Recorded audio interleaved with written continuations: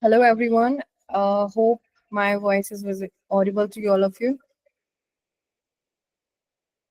Yes, ma'am. Good evening, everyone. I'm Nikki Yes, from ma'am. DIYguru, and I'm glad to welcome you tonight as masterclass on artificial intelligence and battery technologies, lead by Mr. Shubham Mishra. As we explore the world of electric mobility, AI-driven battery innovations are changing in the industry tonight. We will discuss the latest trend, challenges, and opportunities in this area. So let's join everyone first, then we will go ahead the process. So before we begin, I ask all participants to fill out the attendance form shared in the chat box. So this is important for you to receive your certificate for participant, and this certificate will confirm your engagement and add value to your professional portfolio. So I would like to request you to give the few seconds to fill the attendance form. I have shared in chat box.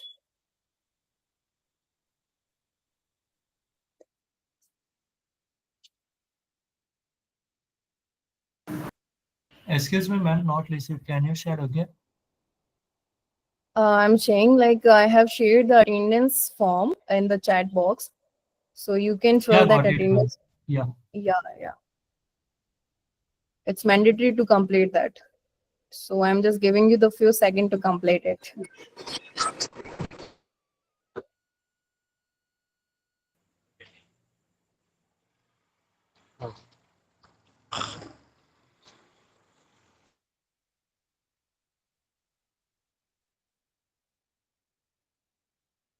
Whoever filled their attendance form, then raise your hands so that I can see who have filled.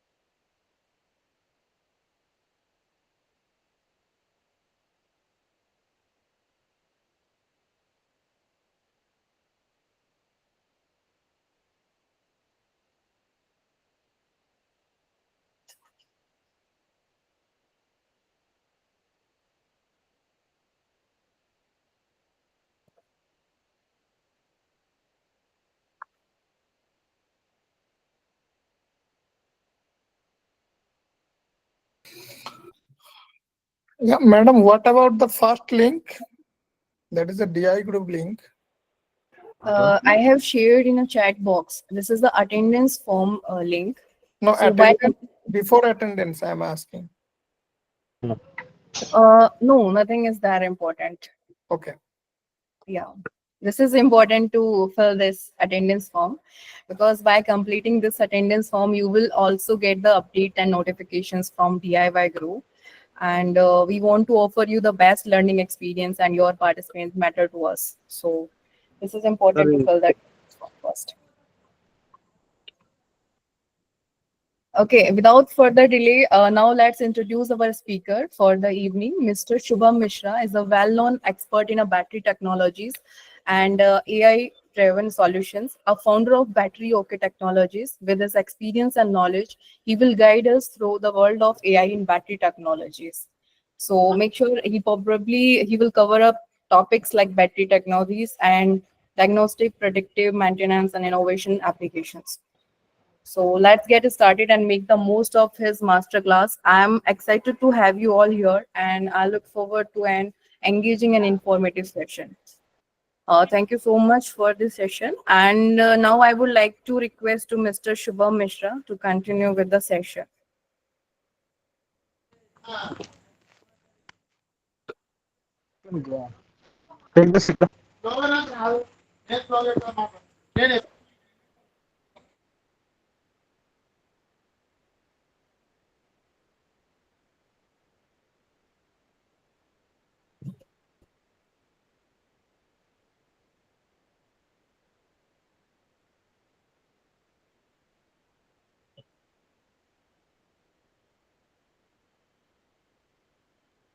Shubham sir, am I audible to you?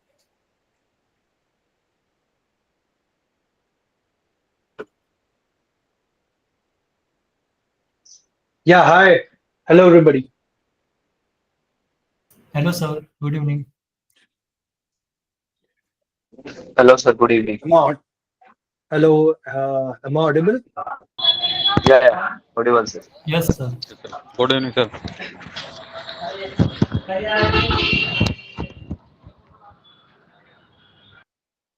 Yes, so I think the introduction is done. Shall I start with the session then? Yes, sir. Yeah, please, sir. Okay.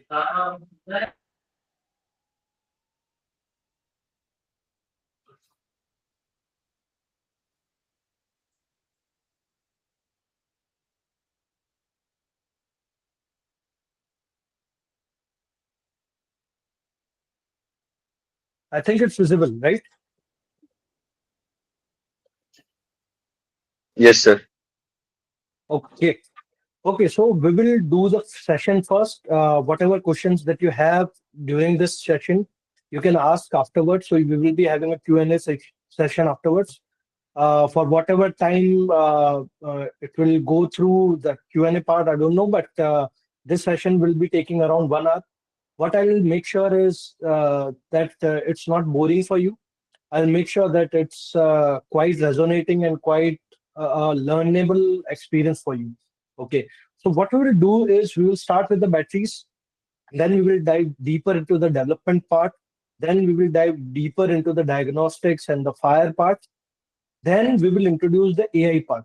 So how AI can be helpful in all of these domains, in the development, in the production, in the innovation part, in the diagnosis part, we will take care of all of that.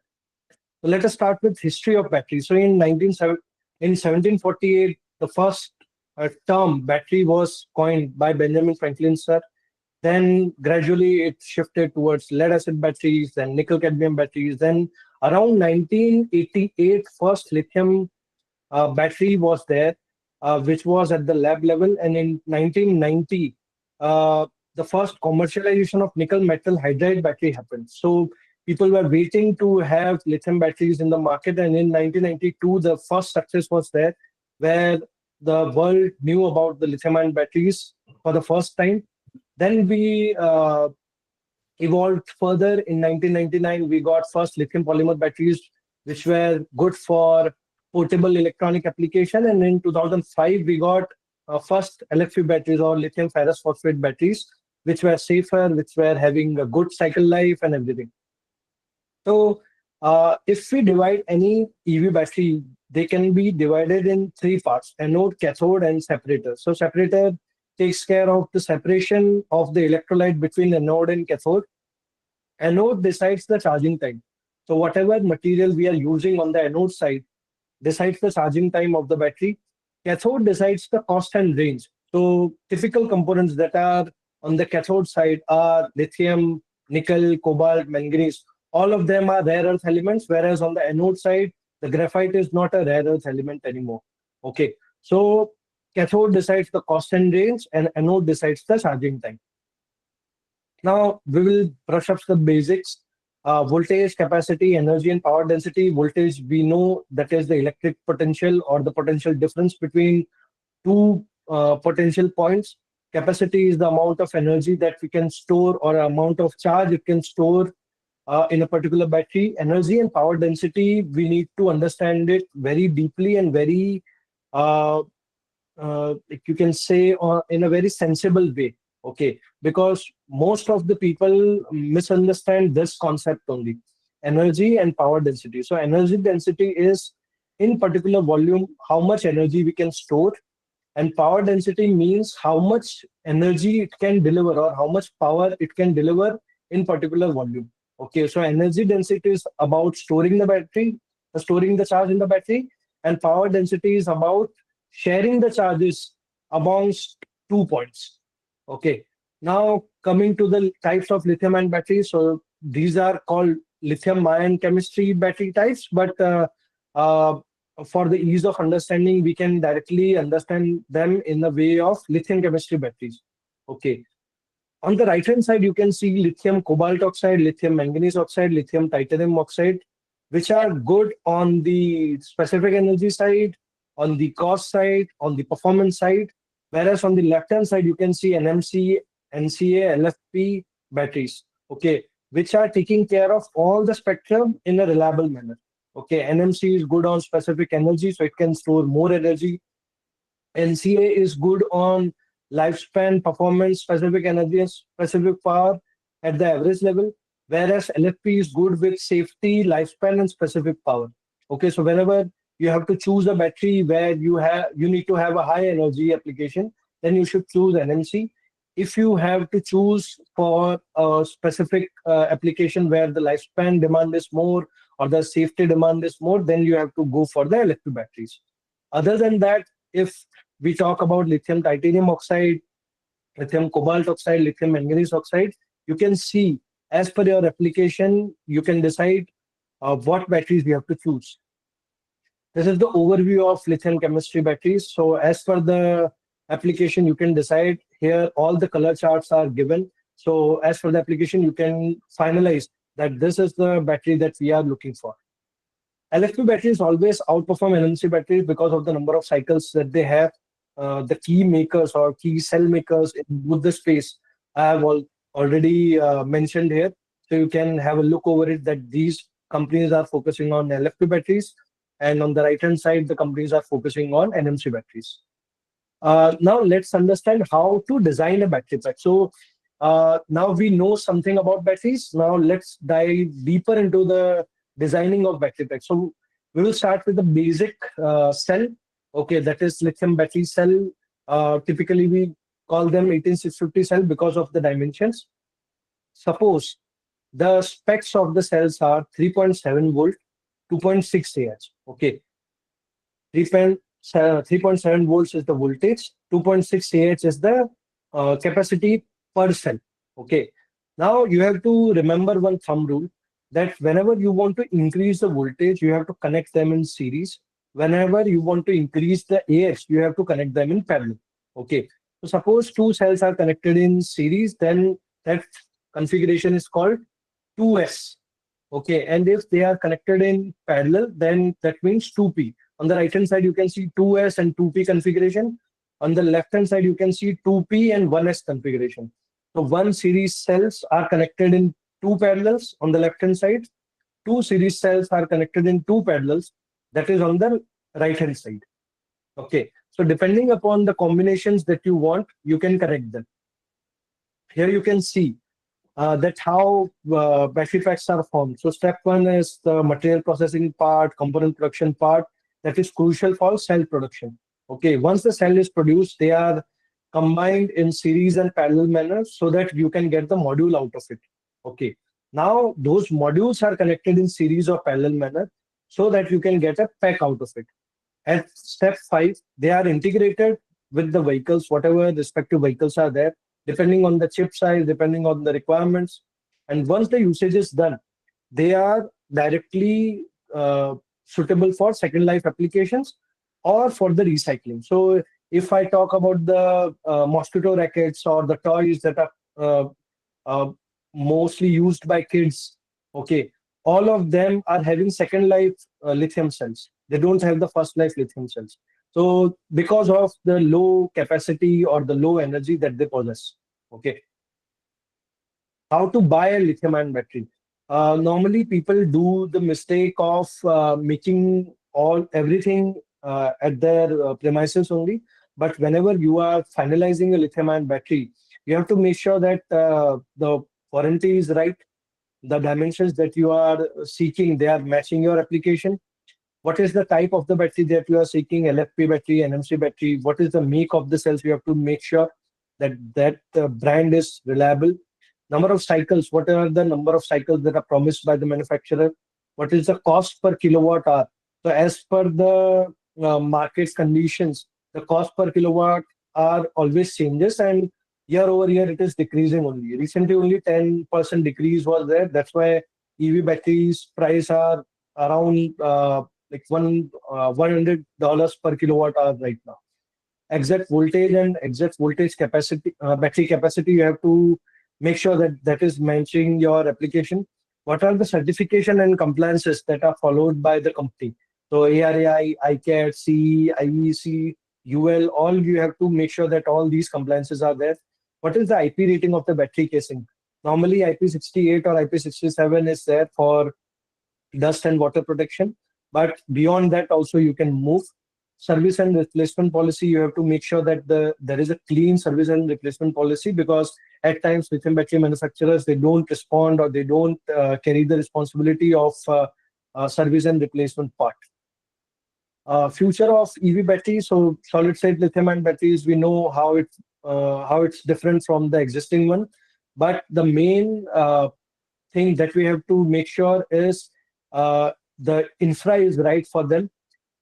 For titanium neobiate, lithium sulfur, lithium air, and other batteries, they are already being used at lab levels, but they are not in the commercial levels yet. So we'll skip this part for now.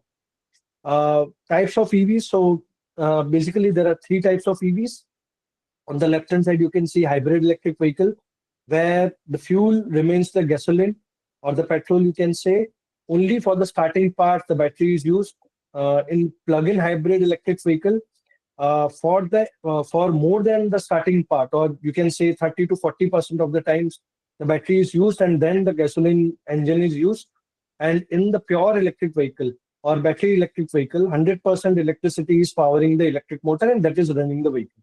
So depending upon the involvement of the batteries for running the vehicle, we can classify them as hybrid, plug-in hybrid, and battery electric vehicle. Yeah. So these are the charging techniques that are typically used for EVs. The yellow part you can see as per the connection to energy sources, battery electric vehicle, plug-in hybrid, or fuel cell electric vehicle. On the charging methodology part, conductive charging is there, wireless charging is there, and battery swapping stations are there. And as per the models, we have to identify that what protocols and what software or what material aspects that we can use. But this I have covered in the BMS part, so we'll skip this for now. Coming to the big debate for this session, that why lithium-ion batteries are more useful than sodium-ion batteries, or this topic is wrong. Okay. So on the cost part, lithium-ion batteries are obviously on the higher side. On the energy density side, lithium-ion batteries are good, but sodium-ion batteries have the advantage of abundance, of high safety, and high temperature stability.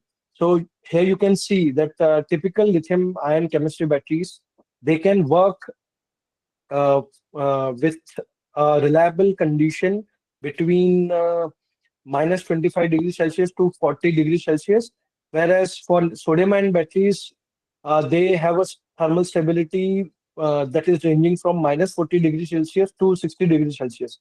So that is directly favorable for the sodium-ion batteries. On the handling side, sodium-ion batteries are very easy to handle, like sodium chloride or salt. You know that like we are familiar with that. So we can handle them very easily because of the safety and thermal stability aspect. Whereas for lithium-ion batteries, it is very dangerous. Recently, one battery came out from the BYD's showcase or packaging. That was BYD's Blade battery, and all of the Teslas that are running in China, they are using BYD's Blade battery. So typical NMC batteries are not very safe. So after a certain degree of temperature, they oftentimes blast because of various reasons. Whereas for regular LFP batteries, only the smoke comes out. Now coming to the BYD Blade battery, what they have done is they have increased the space between all the cells. So that directly helps them for easy heat dissipation, that lowers the chances of short circuits, and that also increases the volumetric energy density. So that directly helps them to isolate all the cells that are there within the battery pack. It is more suitable for high spacious applications. It is not suitable for two-wheelers and three-wheelers yet. But for LFP Blade battery, it is for now the safest battery available on the planet that directly supports higher lifespan and high reliability on front as well. Now coming to the hot topic of lithium-ion batteries, what is the biggest risk and why we need to solve lithium-ion batteries fire issue? We have seen that lithium batteries are rising, so higher energy density is actually favoring the rise of lithium-ion batteries. High charge discharge cycle. So one cycle means one charge and one discharge. Lithium-ion batteries possess high charge and discharge cycle as compared to all the batteries which are already there in the market. Low self-discharge rate. Low self-discharge rate means suppose you are putting one battery right now in at a place, and after 1 year you are coming and you are measuring the voltage and capacity. If they are not degraded that much, that means the self discharge rate is very low. Okay, now coming to the fourth point, that is dropping prices year over year. A lot of percentage of price drop is there because of the geopolitical conditions and the rising abundance of lithium ion batteries or lithium ion materials. Okay, so these factors are directly helping lithium batteries to rise. Yeah, somebody had a doubt or something? Yeah. Now coming to the cons part or the demerits part. Okay, so lithium is very flammable. So that there lies the safety hazard issue. Second, we need external monitoring for that. Only small BMS is not sufficient. We need to have smarter BMSs. We need to have some external monitoring so that we can take care of these lithium-ion batteries which are flammable. Third thing, even after so much price decrease, people are not feeling that it's cheap yet. Why? Because traders are keeping their margins high. Many EV companies are not directly helping the customers whenever the prices go low. So that is making it still expensive. Fourth one, the technology is yet to mature. Even after so many years of lithium batteries around our environment, we are not familiar with lithium ion batteries yet. All the devices where we are attending this session or giving this session from, all are powered by lithium ion batteries only. But still, most of us don't know much about it. Frequent EV fires are there. So these are some newspaper cuttings of the recent fire incidents that were happening.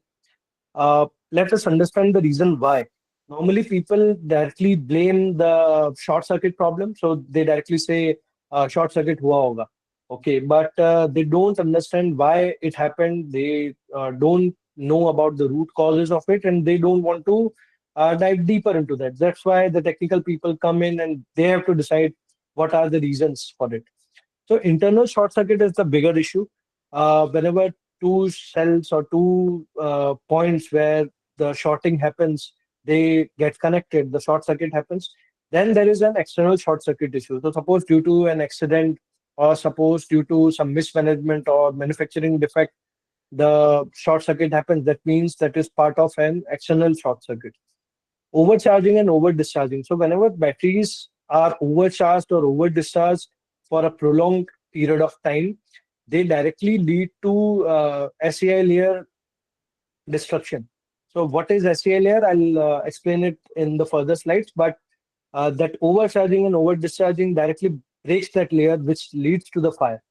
Fourth one is high temperature exposure. So we have seen that the number of EV fire cases rose during the summers. Okay, right now they are not increasing because of various tools and BMS and various changes that have been adopted in last 2 to 3 years.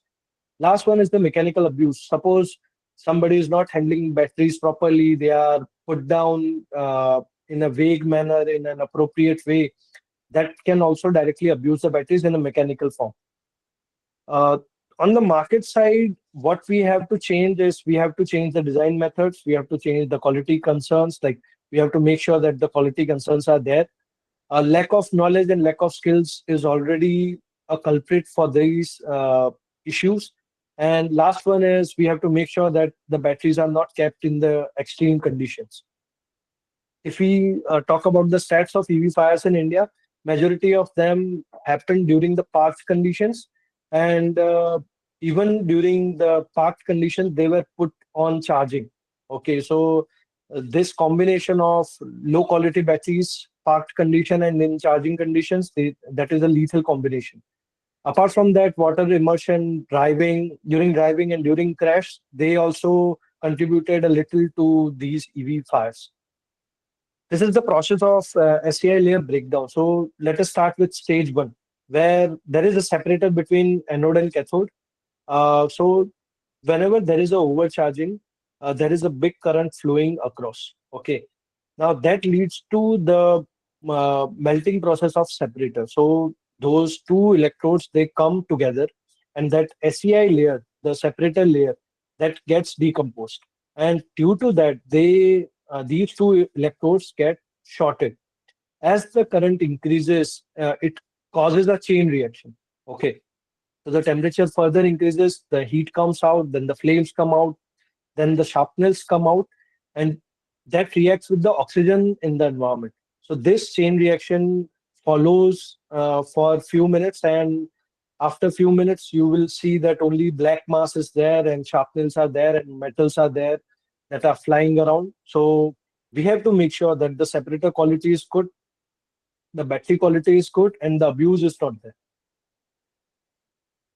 Coming to the lithium ion battery fire incident, so we conducted few thermal runaway experiments in association with IIT Gandhinagar, where we put two NMC batteries and two LFP batteries on fire. We have put temperature sensors, battery holding fixtures, and everything at place so that we can understand how they were happening. And during that period only, we started on working on a product called EV Doctor that is already getting served in the market, where we constantly measured the electrical equivalent parameters of the fires that are happening inside the battery. So what we have found that after around 1400 seconds, okay, a black smoke comes out. Okay, so after few minutes only, the black smoke comes out, and within 30 to 40 seconds, that is converted into large flame generation. Okay, so it doesn't give you much time to react when the black smoke is already there. After few minutes, like after 10-15 minutes, you will see the sharpness coming out of it. So then it will be too late. Okay, here you can see that whenever voltage went to zero, that means the short circuit happened. The temperature sensors, like from T1 to T6, they behaved abnormally, and easily they were reaching around 1000 degrees Celsius. Okay, so that is like very harmful for the environment, for the resources, for the humans around it. Uh, Talking about diagnosing the battery, so I'll share one anecdote. So I was visiting one EV workshop in Gandhinagar like 5 years back, and I saw one guy was putting his bare hands on lithium-ion battery packs. So if the battery is hot, then the battery is bad. That was his hypothesis. Okay, so he was not testing batteries in a certain way. He was simply putting his bare hands on the battery pack surface, and if the battery is hot, then the battery is bad. Just like checking fever for humans, he was testing lithium-ion batteries, and that is, I found that too dangerous. So we dived deeper into that, and we identified what are the crucial things that we have to do while diagnosing batteries. So first one is visual inspection. You have to see whether there is a physical damage or not. You have to see whether there are any dents, leakage, any rusting or corrosion is there. Then we have to also check that apart from these, are there any loose connections, damaged wiring, or any signs where you can see that the chemical is coming out or the sealant is broken? You have to see that whether there is uh, any abnormalities which are persisting on this battery surface or not. So we have to make sure that that is the case.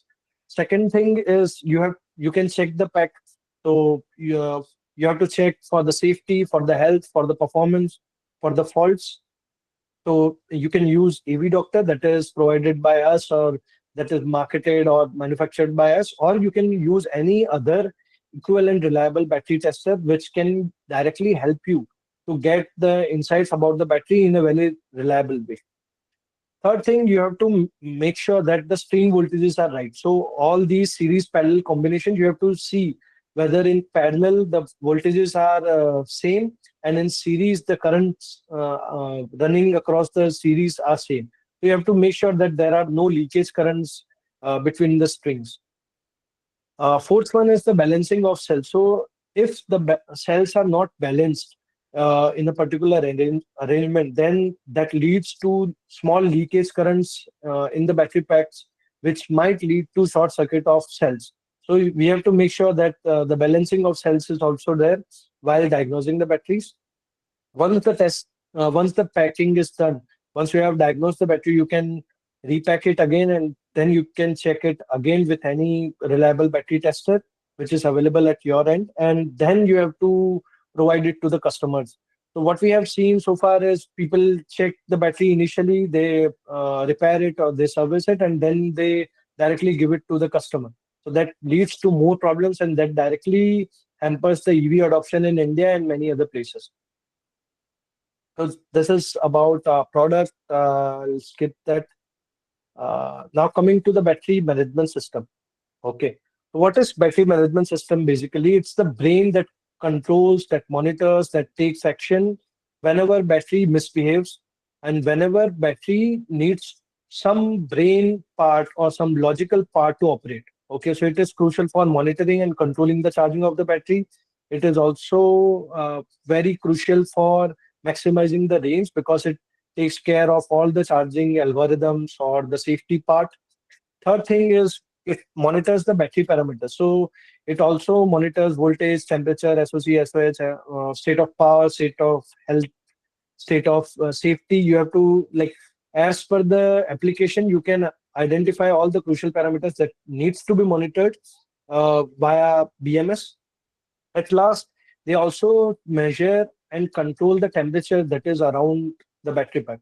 Okay, so not just on the protection side, it also helps in balancing, it also helps in safety, it also helps in measurements. So all these parameters or all these functions are performed by battery management system, that is BMS. What does BMS do? It is connected to the battery pack. It does the measurement part. It also includes the cell balancing part. So some BMS have this feature of active cell balancing, where they balance the cells also while charging and during the diagnostics period. All these measurements are directly communicated to through CAN bus controller, where all these parameters are measured, detected, and then they are transferred to other domains wherever the control actions are to be performed. This is the basic architecture of a BMS. It includes the measurement of current voltage temperature part. Uh, Besides that, depending upon the current voltage temperature, they can measure SOC, SOH, thermal management, power optimization. All of these things are done in the BMS as well. And as per the measurement, detection, and control, the display is there. How they work? Simply, we have to identify what are the applications, and as per the applications, we have to finalize the BMS. What is the cost? What is the complexity? What is the size of the battery pack? As I've already said about the application part, we have to make sure that the safety quotient is high, the lifespan variant is good, the warranty concerns are good. So we have to make sure that all these conditions are there. And apart from that, we have to also check whether the BMS is certified or not.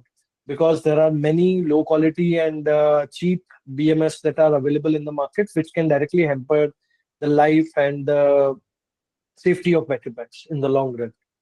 This is the safe operating area, or you can say the SOA of lithium-ion battery packs, which we can see. This is mainly at the cell level, but that can be scaled for lithium-ion battery packs level 2. So on the charging side, you can see the peak current that it can easily take is 15 amperes. On the discharging side, or whenever the battery runs the vehicle, that is the discharging part. So it can take the peak current of 8 amperes, that is per cell. As for the series and parallel arrangement, you can play along with it. On the volt side, you can see around 3.8 volts it can take uh, on the safe operating area, and around 2.7 volts it can take on the safe operating area in the minimum side. This is for the current part where and temperature part, where for the charging side it can maximum operate in a stable wave till 45 degrees Celsius. In the discharging part, it can operate good between minus 20 degrees Celsius to 60 degrees Celsius. That is in the riding conditions mode. This is about the balancing part. So on the left hand side, you can see the cells are already balanced. So all of them have 3.2 volts only. Whereas on the right hand side, you can see different cells have different voltages. Some are matching, some are not. That leads to small leakage current from high potential to low potential, and that directly imbalances the cell. These are the topologies that are followed in the BMS side. So centralized BMS, that means there is a single chip is controlling the overall battery pack, and it is connected to all the communication lines. The modular BMS, that means as per the module, like just like cells, we have modules that are made of series parallel arrangement of cells. So for each module, we have separate BMS. Third type is master slave configuration, where we have two BMS, or you can say as per the modules, we have different BMS, and there is a master BMS that is controlling all of them.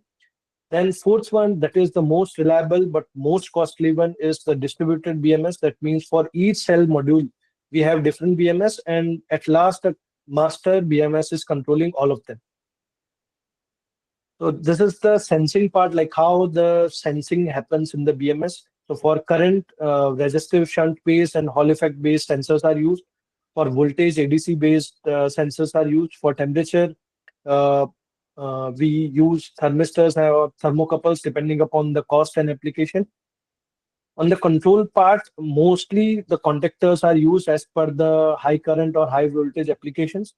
Whenever there are like high current applications and we need some isolation, then the high current application is directly connected to the positive contactor. So whenever the current crosses a particular limit, the positive contactor clutches the contactor part, and that directly isolates the whole line. Okay, so as per the application, we can decide that which type of contactors should be used. Mostly on the positive end of it, we need to have current-based relay or numerical relays. These are some SOC, SOH measurement techniques or estimation techniques. You can learn about them through various filters and mathematical models. I'll come to the estimation part later on because that is too lengthy for this session. So Kalman filters are mainly used for SOC estimation. They are also used for SOH estimation. This is the EV BMS technology evolution. So till 2023, this is the evolution that we have seen. So initially there was master slave topology, passive balancing was there. So passive balancing means through one cell only the other cell gets balanced. That is part of passive balancing. Daisy chain loop means there was a simple master BMS that was controlling other BMS as a slave, which were acting in a series manner. So that is called daisy chain loop.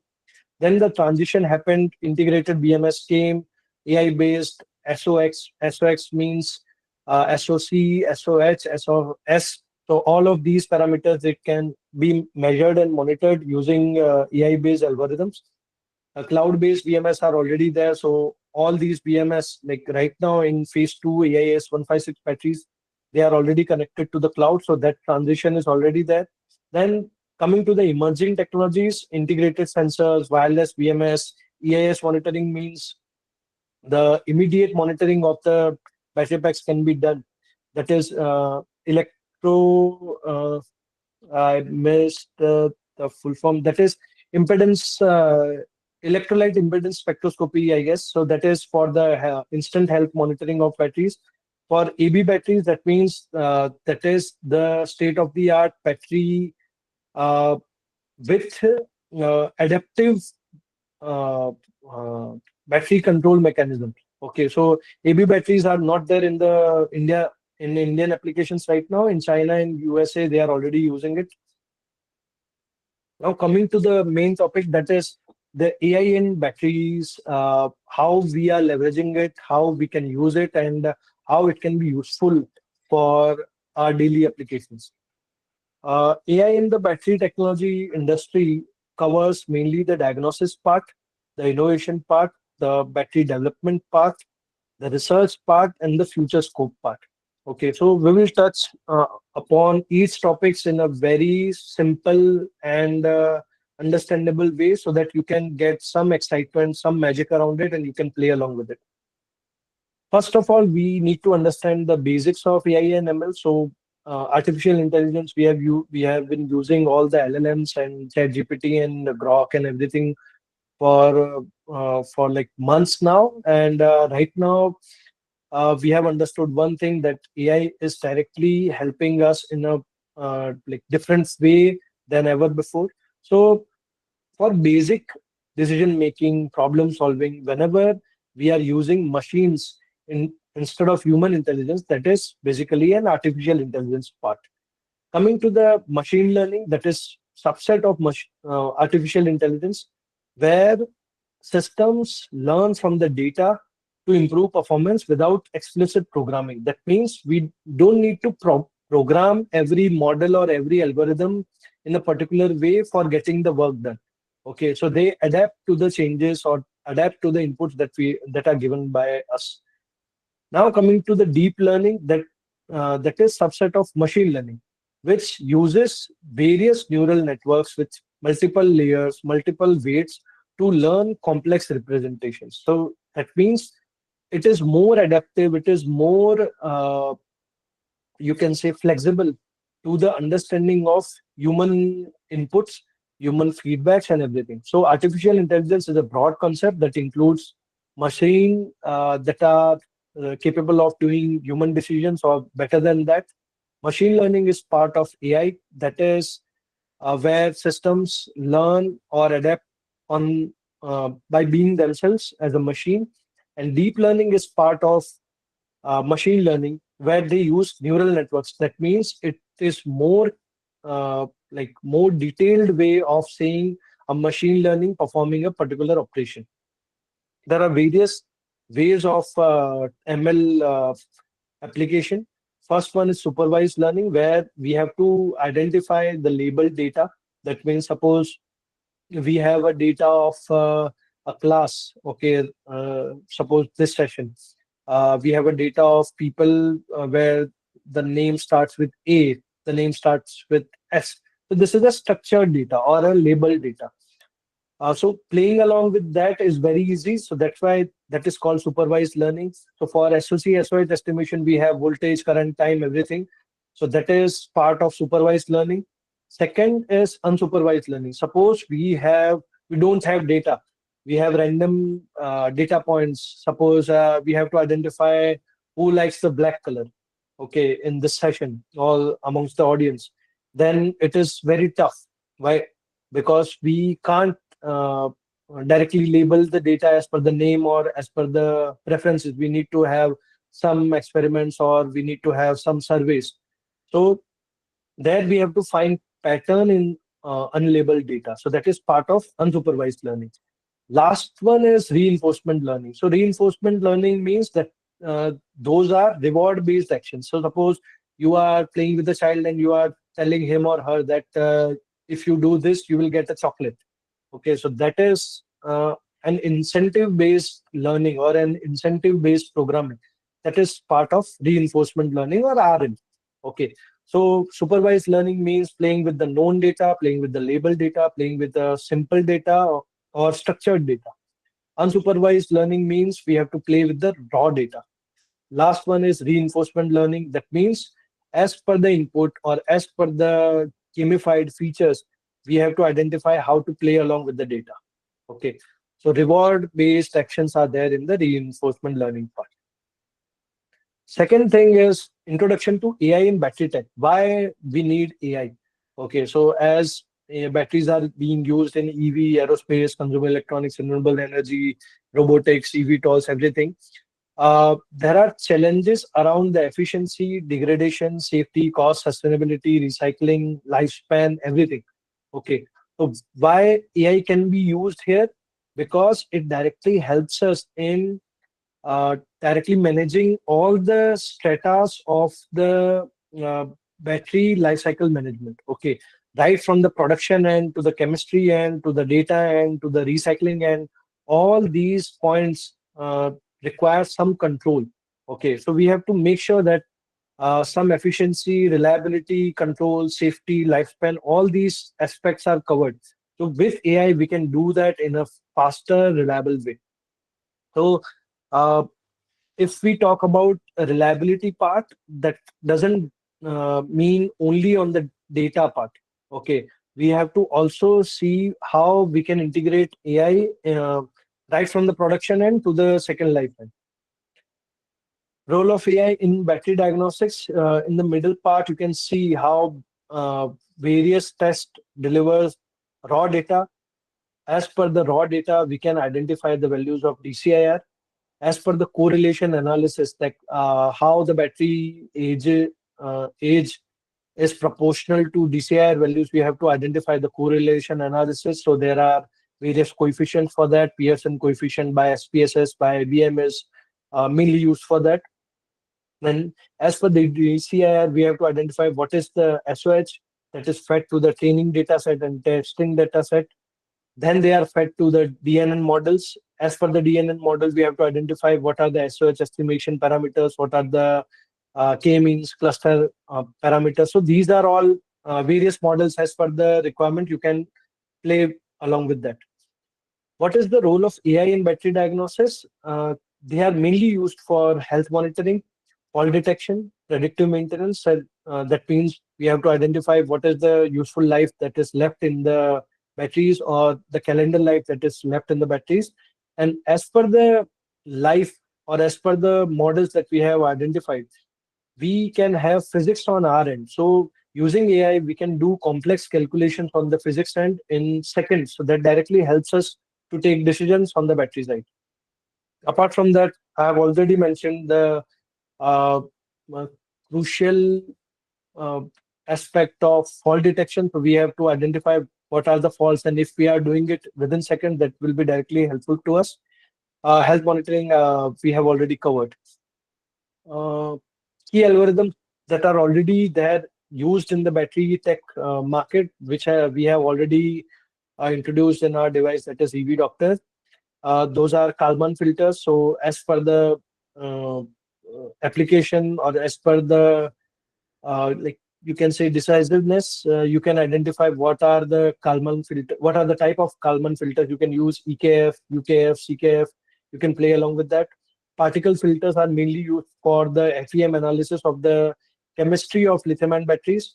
Random forest, XGBoost, they are mainly used for classifying the type of faults that might be occurring in the batteries. Deep learning models like CNN, RNN, LSTM, GRUs, they are mainly used for degradation and waveform analysis, whereas autoencoders, which are the latest form of deep learning models, they can be used for anomaly detection.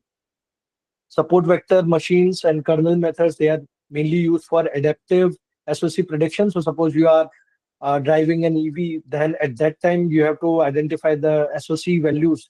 So at that point you have to use support vector machines and kernel methods or models for the clustering part. So for detailed classification of usage, so you have to suppose classify who is using how much batteries okay, in a particular fleet. And for that, we can use k-means or db scan or sdb scan models. So I'll share the PDF so you can see the models that are already used. How AI is helping on the innovations part. So fast charging is already there, but as we have seen, like DC fast charging methods, they directly hamper the health and life of the battery. So right now, people are working on deep reinforcement learning mechanisms where with fast learning, you can also minimize the lithium plating, dendrite formation, or thermal risk. Second thing is adaptive BMS. So as per the usage, you can have the BMS on your side, which will be performing as per your usage. Third thing, new material discovery. Recently, IBM and Microsoft announced new material discovery on the battery front using machine learning and RL models. So you can explore on that front as well. And second and last one is life cycle extension.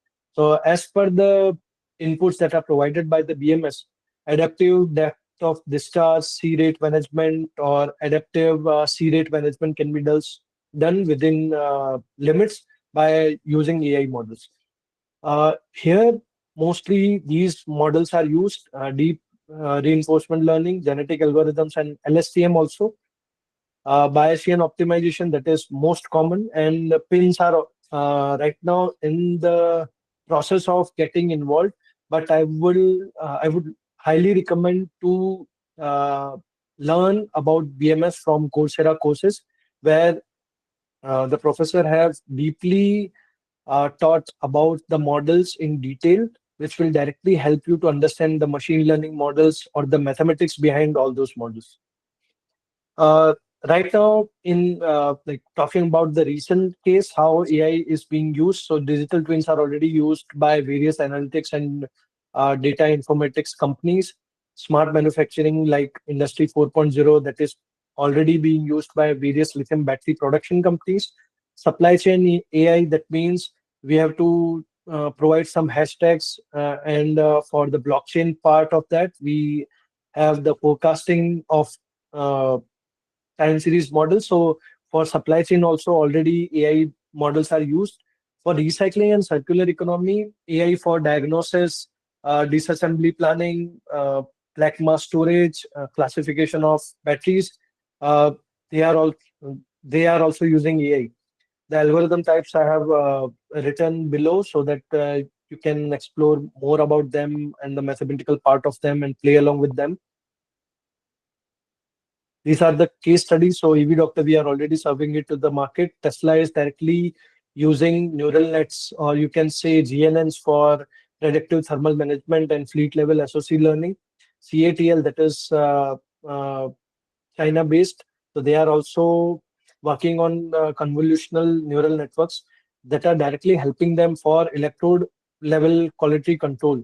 Okay, so that already they are number one only, but they are making sure that the QC is fine using AI. QuantumScape, that is founded by uh, that is funded by Bill Gates and Breakthrough Ventures. They are working on AI-based solid-state batteries, where, as per the adoption and as per the usage, the charging protocol, the discharging protocol are adopted. Okay, so that is a state of the art on the AI side. Last one is National Renewable Energy Labs and Argon Labs. They are also working on PIN and ML based hybrid models for next gen diagnostics, where using only sonar waves and uh, impedance spectroscopy, they can identify the health, calendar life, and safety of the battery within seconds. This is the future scope of AI in battery tech. So universal SOC and SOH models will be there. Thermal runaway prevention can be done. Autonomous labs will be there for ML-based material synthesis and testing. Vehicle to grid and smart grid integration will be there for high demand response and grid stability. And finally, energy super intelligence, where we are also working at Energy AI Labs. That is our next venture, where we will be having AI agents for energy applications and infra. I'll like reveal that within few months. We will be revealing that for the masses. And Apart from that, the various technical frontiers are there where you can also explore and work upon, so that you are ahead of the industry. That is quantum machine learning, where fast electrochemical simulations can be done. Like within seconds, you can have a new particle or new combination for getting the battery chemistry out. Second is federated learning. So for various SOC and SOH models, you can have training infra that can be made ready for EV OEMs and battery OEMs. Third one is edge AI and neuromorphic chips. So very low latency, that means low power is consumed for doing the diagnostics on board. Okay, so that you can work upon. That is, like, you can say, the most modular version of EV doctor. The last one is blockchain and AI. So for tamper-proof lifecycle management across this whole supply chain, you can use blockchain for tracing it, for managing it, and for handling it. So these are some learning resources and data resources you can play along.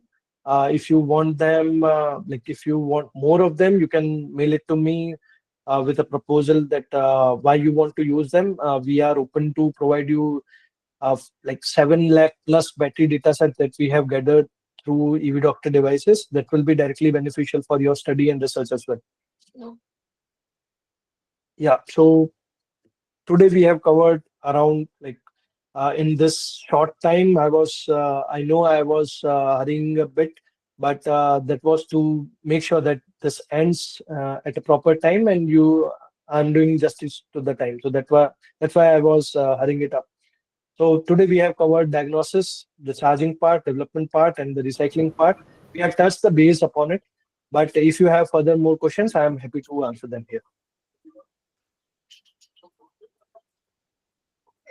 Yeah, before moving ahead with the question answer, thank you, Mr. Shubham, for your insightful presentation. Now, I would like to offer you chance to guys connect with our expert directly. So, if you are interested in exploring career opportunities or project in EV field, check out the link in the chat box for free consultation call. And it's time for question answer. Please type your questions in the chat box and we will address them one by one, or else you can raise your hand to ask the questions.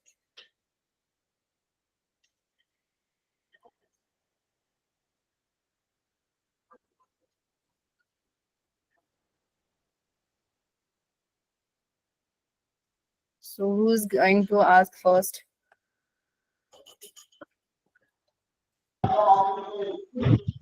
Hello, am I audible?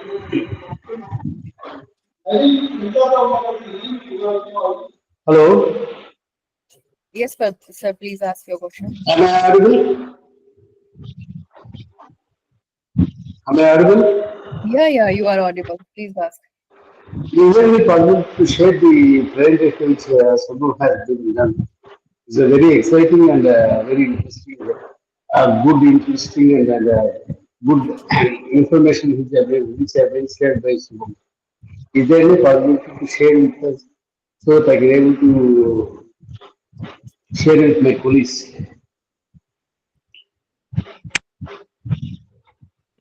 Yes, I'll share with DIYguru team.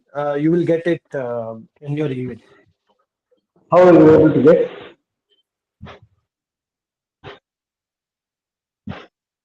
Sir, you have to fill the consultation link I have shared in the chat box, or else you can fill the attendance form. That also No, I I have have shared. given all the information. So our team will connect you. Is there any number I can able to call and I can able to contact so that I can able to get the details inside for everything?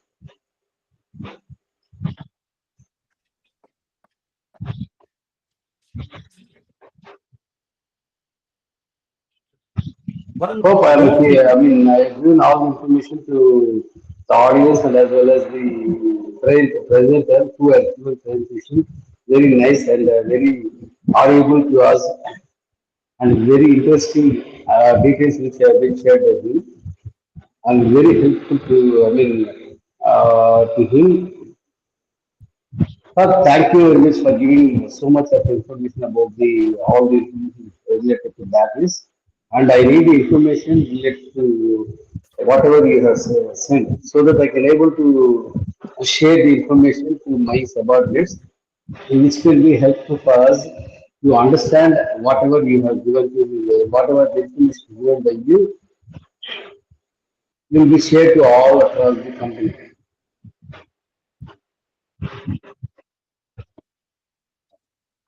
So, Yeah, sure, sure. please, sir. You can note down my email ID so that you can able to send whatever the information which you have shared to us. And I will be sharing with you whatever the details is required to us. Thank you for giving nice presentation and as well as the details which you have we required actually as a entrepreneur or as a vice president of the company. I can able to give the full details which you have given. It's very appreciable.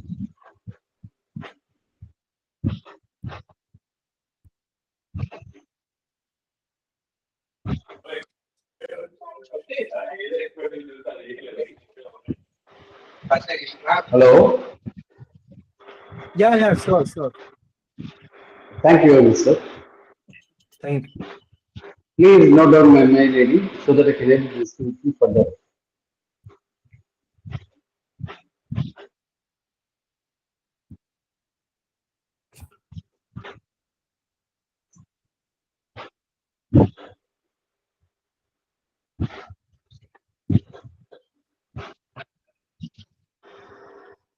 Hello. It's about to participate. Yes, I have completed my whatever the requirement which I have. I will be in touch with Shubham. Thank you for giving me. If it is possible, you can able to give the details of Shubham along with the email ID and the phone details so that I can able to speak to them for further details which I have required. Shubham sir, please note down my mail ID. Sir, sir, you can book that, you can fill that link, sir, because others are waiting in the queue for questions. I to agree, sir. I'm not delaying you. Please uh, note down my mail ID so that I will discuss further. I will be with you. I will be in touch with you for further getting information and knowledge. Thank you. It's about to other participants. Please raise your hands to discuss with Shubham and as well as the requirements which you have. Thank you, Shubham sir. Thank you. Thank you. Hello. yeah, plus Tilak Sawan, please ask your question. Good evening, ma'am. Good evening, sir. My name is Tilak.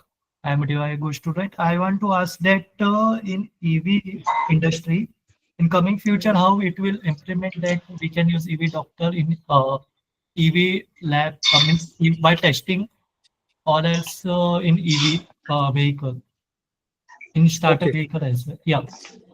Okay. Okay. And sir, how So, AI will use in EV batteries? okay. Okay. So these two questions are like at different ends. So for EV doctor thing, you can visit our website, batteryok.in. Okay. I have mentioned the link. That also includes EV repair handbook and service manual and a lot of learning materials in the blog section in the everything like on the website. So I have shared it in the chat box. So about EV doctor, you can get it from there. And second one is how AI can be used. I have already mentioned, but uh, talking about the real aspect of it, you can start learning about the algorithms which are already there. Okay, because people can just talk about AI and everything, but the real work is on the algorithm side. Okay, so you can start working on the algorithms which are already there. So extended Kalman is there, EKF is there, UKF is there, CKF is there. So you have to understand the machine learning models, the algorithms which are already there, and then you can apply it through various applications. Sir, but in industry, when we visit that EV batteries given to that employee, those are working in that EV labs as well. Yeah. It is working there as well. Thank you so much. Have a good day.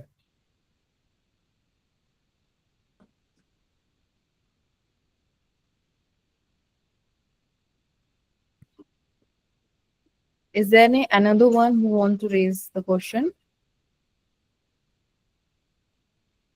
Pratap, you raise your hand. You have any question? Yeah, yeah. I have a question. Yeah, please. First of all, thank you, Shubham sir, to discuss in AI and ML model in deeply regarding battery and the other aspect also.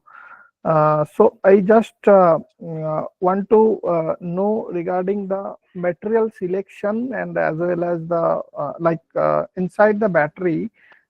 If the battery is when we are using for in vehicle, so that time the material of BMS, and when we are using the battery in base system, yeah, energy management system, so that time the material, so how it is differ?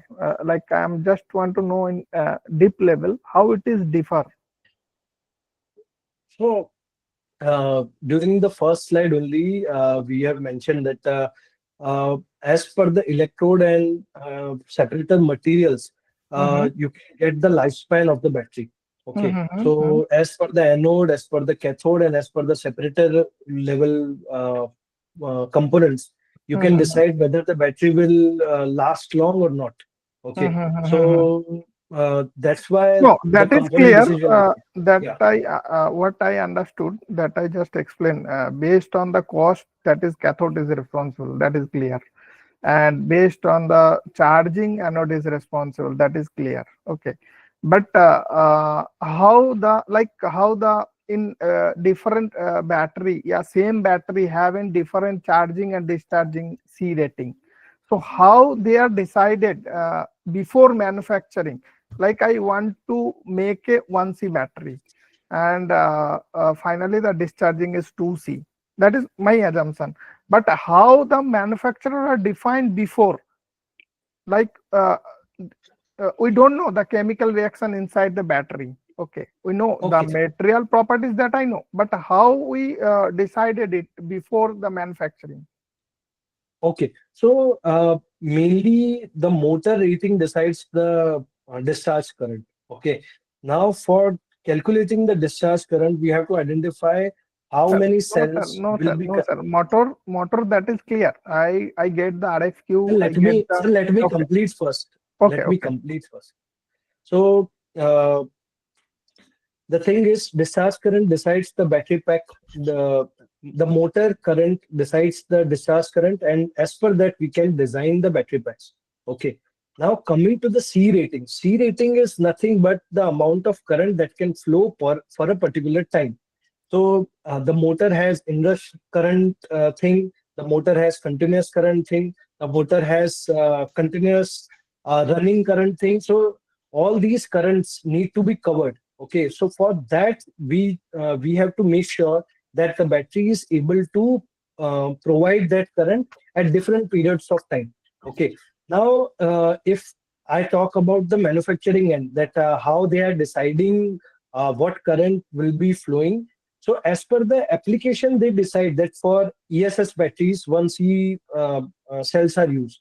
Okay, for EV batteries, 1.5C, 2C, 3C, 3.5C, 5C batteries are used or cells are used. Okay, so sir, as per the current requirement that is there for the stationary application, for the dynamic application, for any type of other application, we have to identify that what is the power density that it is consuming. And as per the power density, we have to identify what are the cells we have to use.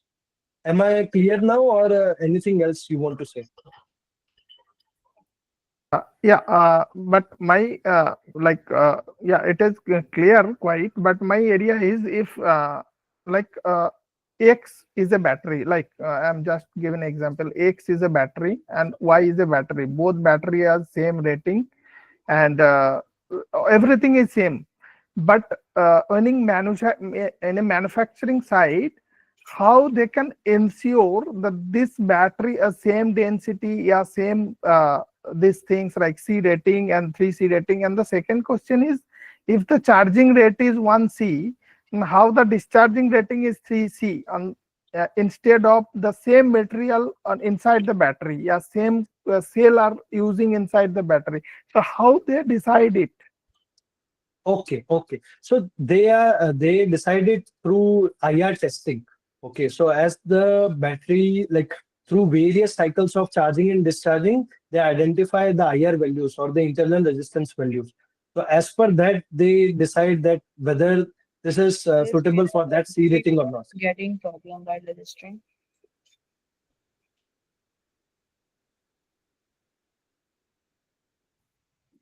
Yeah, yeah, understood. Yeah,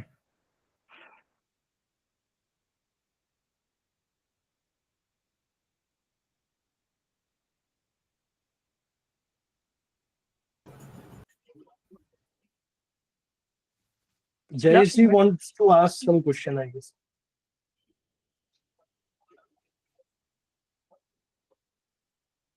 Yes, I think you are getting problem while registering yourself.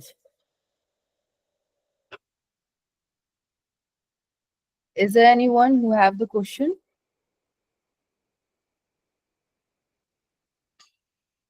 Jayashree has a question. Jayashree is Yeah, asking. please.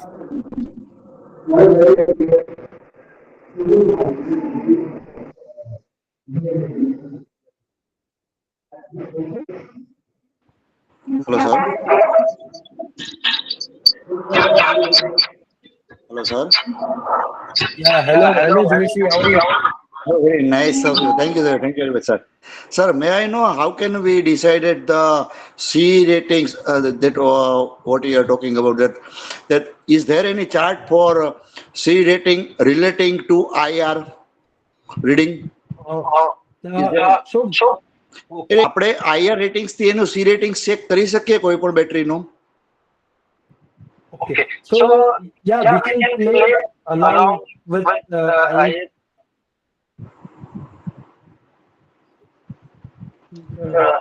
I think I'm getting an echo. Okay, sir. Right, sir. I'm not getting proper voice, sir. Yeah, just stop your mic. Okay, I'll okay, sir. explain. Yeah. Thank you, sir. Okay, so coming to the IR rating and C rating part, Jayesh asked. So yes, as per the IR, you can get different C ratings because what is C rating? C rating is amount of current that we can control. Okay, so as per the IR, you can get it, but those IR are limited by the cell makers. Okay, so suppose you have fixed IR of 30 milliohms. Okay, that is the ACIR. Then you can't get proper, like you can't go beyond a particular C rating because of the limits that they have put. Okay, so cell manufacturers put this limit of IR and C rating. But if you want to play along with that, then how you can do this is you can have different C rating cells with different ages and different IR values. And as per the series and parallel combination, you can find a particular BMS. After putting them in series and parallel bulb, you can get the current out of it. Okay, sir. Okay, sir. Very nice. Definitely we will try, sir. Okay, okay, Jayesh. Thanks a Thank lot. you very much. Thanks a lot. Sir बहुत अच्छा रहा. Thank you, Jayesh. Thanks for coming. Okay. but Shubham sir, Can I ask you a question? Yeah. Hi, this is Deepan here. No, I just saw that in future scope of AI in battery tech, in the emerging technical frontiers, it is being said that blockchain plus AI, the tamper-proof of life cycle and carbon traceability systems. Can you just highlight a bit on that? On blockchain and AI? Yeah. Jayesh, can you switch the mic off?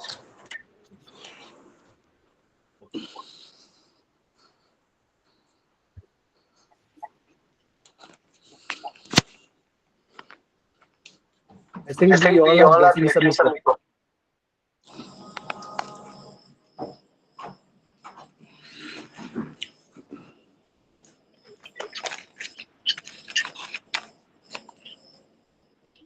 Hello. Hello, Jayesh. Can you switch off the mic? Oh, sure, sir. Sure, sir. Sorry, sir. Yeah. So, Deepanji, thanks a lot for the question. I'm coming back to the point that you have mentioned, that how it's blockchain can be used. Okay. So, suppose you have one battery and then the traceability is very easy. But suppose you have hundreds of batteries or thousands of batteries, and then you have to maintain them. You have to check them periodically. You have to make sure that the SOC, SOF values are high. You have to make sure that the calendar life is high or RUL is high. So during that part, blockchain is used. Why blockchain is used? We can understand it in a simpler way. You are assigning a particular code for particular battery. Okay, so that is just not limited to a serial number, but a code that will be carried along throughout its life cycle. And suppose we have thousands of such batteries, then within seconds we have to maintain a record of all these batteries, their types, their lives, their all crucial parameters and insights. So for that, we need to have AI in blockchain. Okay, so blockchain, that means protection at a scale level, whereas AI will enable that for thousands of batteries in 1 second. So that's why we can use AI for batteries in the blockchain application part. I hope this answered your question.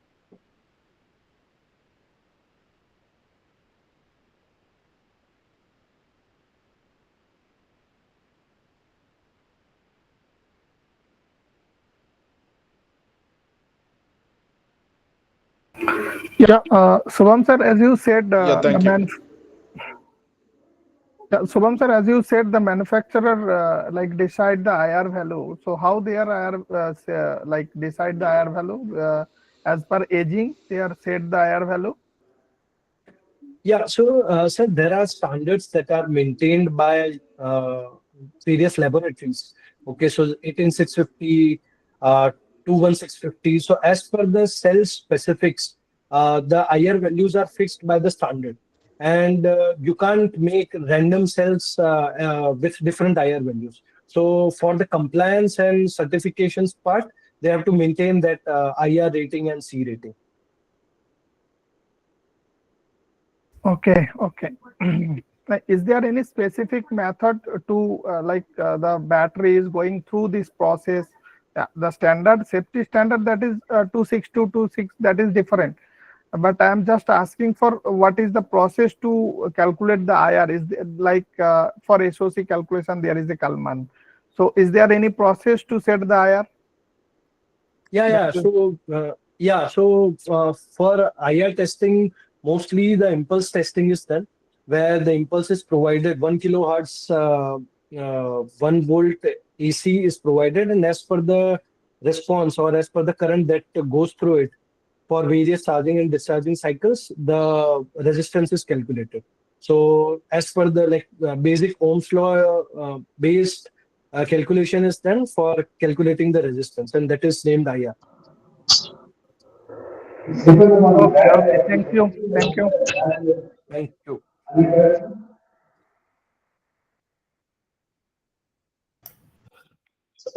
Rajkumari here. Thank you very much for your informative session. I would like to ask you one question. What are the challenges to the implementation of AI in battery management system? So the main challenge is the unavailability of data that we have. Right now, the data is not structured. So people don't have data of the existing batteries. And with low amount of data, we can't train the models or test the models or validate the models. So unavailability of data is one. Second one is the noise in the data. So for filtering out the existing data, that's a lot of process and that takes a lot of time. So making them more structured is also a problem. And third one is the amount of R&D that is left in the algorithm side. So from last 15 years, industry is following 5 to 7 algorithms only. From last 2 years, there have been notable developments on the algorithms front. So these three reasons are there. First one is unavailability of data, second one is unstructured data, and third one is the algorithmic timeline that is also not very mature. So how we can overcome these issues? What are the possibilities? The best way would be to work on the algorithms, because data anyways will be available sooner or later. But if we can work on the algorithms part, then we can have indigenous models on the battery front, where it is not just limited to extended Kalman or XGBoost. We can have different models from different areas which can be applied to battery materials, diagnosis, innovation, everything. Thank you.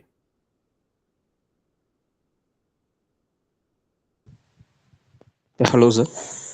Hello, Shubham, sir. Hello. Yeah, actually, I have a doubt about two questions about C ratings and life of battery. Hmm. Okay.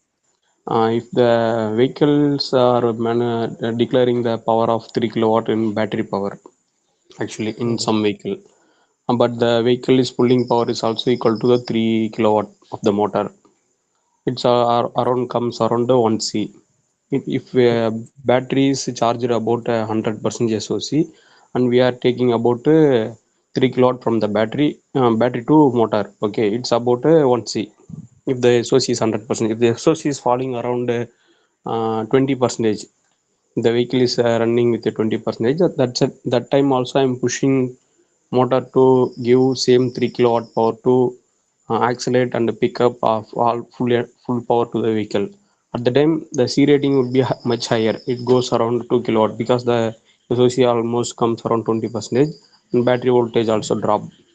But the vehicle is giving the same performance. Whatever the vehicle giving the 100% SOC, the 20% SOC is also giving the same performance. But that time battery will pushing the more current to the delivering the performance. Okay, in the time the battery is getting more stressed. How these are managing the battery suppliers? So for that only they use BMS.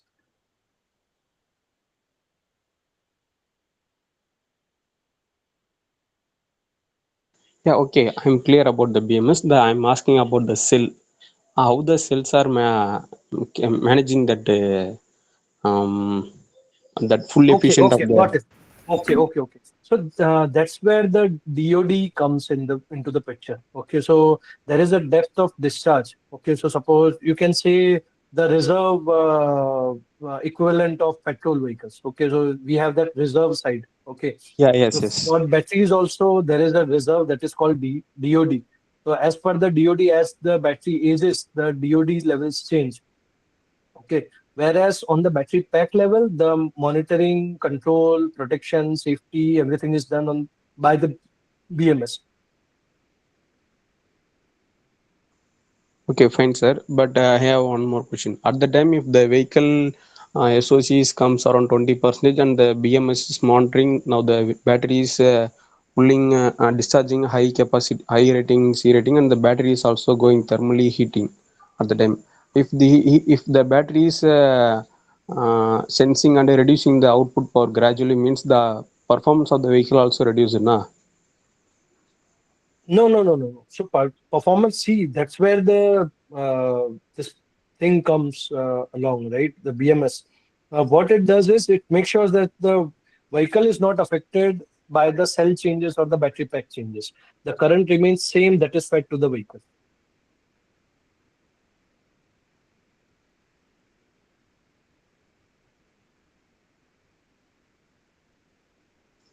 Okay, fine.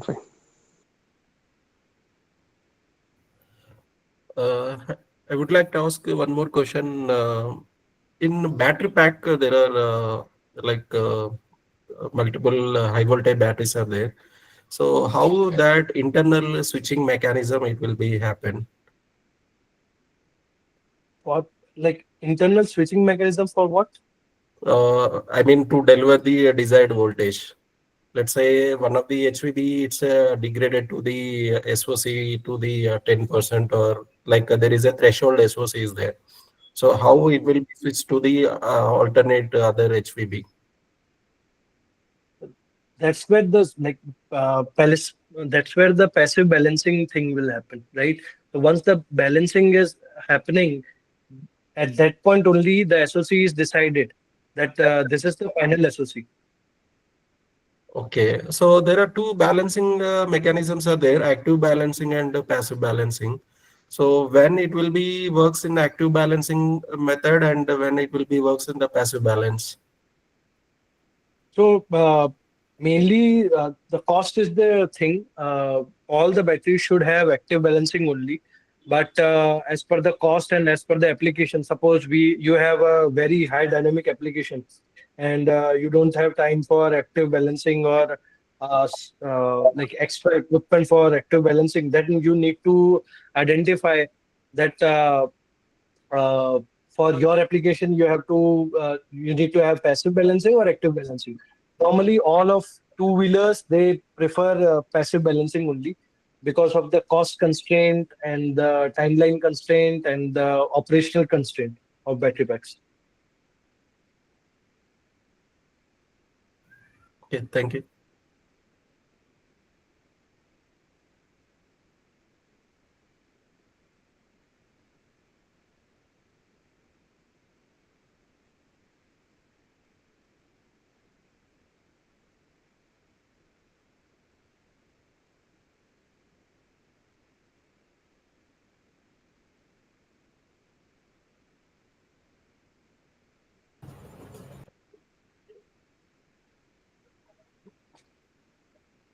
Is there anyone who have the questions so they can raise, because time flies now and we need to wrap up? Sir, I am Tilak again. Hello. Yeah, please, sir. I have one question last that how I can get internship opportunity in this battery technology or else You can message me on LinkedIn. I'll explain. oh, thank you so much, sir. That only, man. Okay. Vijay has one question.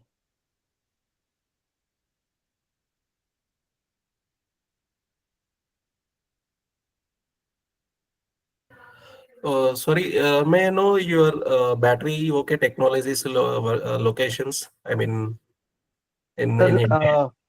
sir, others are waiting for the question. Yeah, yeah.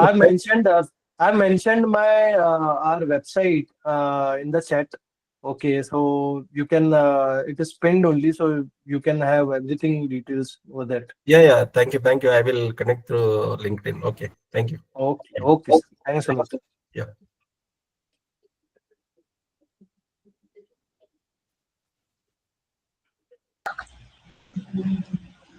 I have a question. Yeah, yes. Tell me. Yeah, if I got you correctly, towards the end of your presentation, you talked about making data available for research. If I heard you right, if it's true, is there a timeline for the research? Where can the data be accessed from? So, we have published our own data.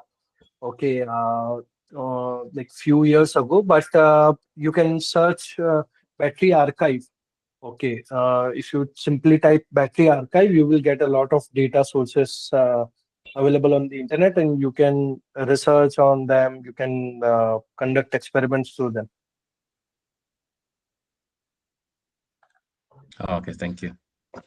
Okay, yeah. Okay, I think we are done with the questions. The last one, sir. Anil Reddy has raised the question in comment box.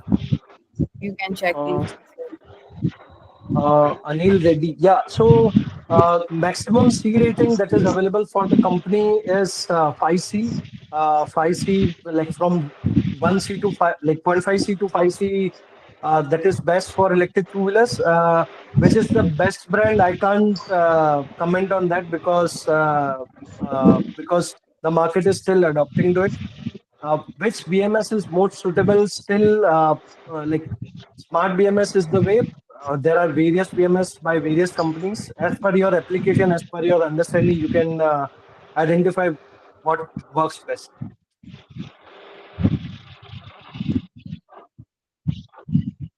Thank you, Shubham, for giving so Okay, much of thanks a lot. feedback. Okay, okay. Hello, sir. Thank you, Actually, on that. Emily.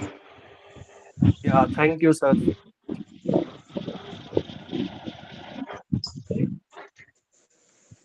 Hello. Yeah, hello. Sir, actually on doubt, sir. Actually, I think the EV is adopted almost 5 years, I think, in India.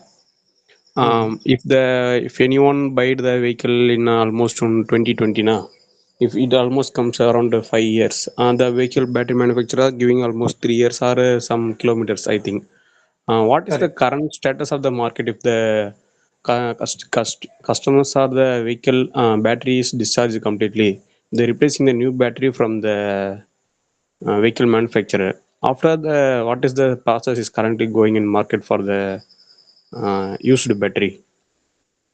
Currently, they are converted into black mass and then they are traded back to various countries. That is the Oh, only thing that is happening. Yeah. but it's not using any other recycling for in India for secondary storage battery like that. Right now, it is not happening that much, but some people are trying.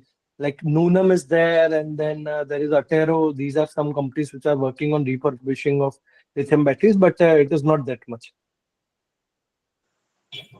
Okay, is there any market is available to creating the recycle in India? Recycling, the market is saturated because they deal with the black mass. You can explore the market on the refurbishing side or batteries repairing or servicing side. That market is dominating. Okay, Yeah, yeah. yeah, thank you, thank you.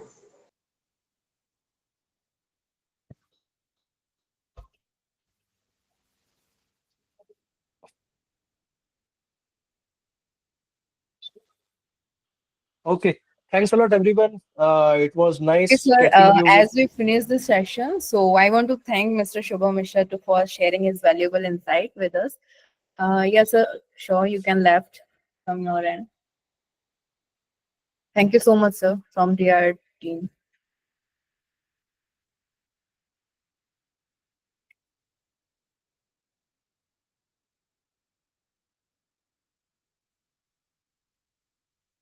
Now, I would like to remind all of you guys, don't forget to fill out the attendance form for your certificate and explore the consultation call link if you want to continue the discussion.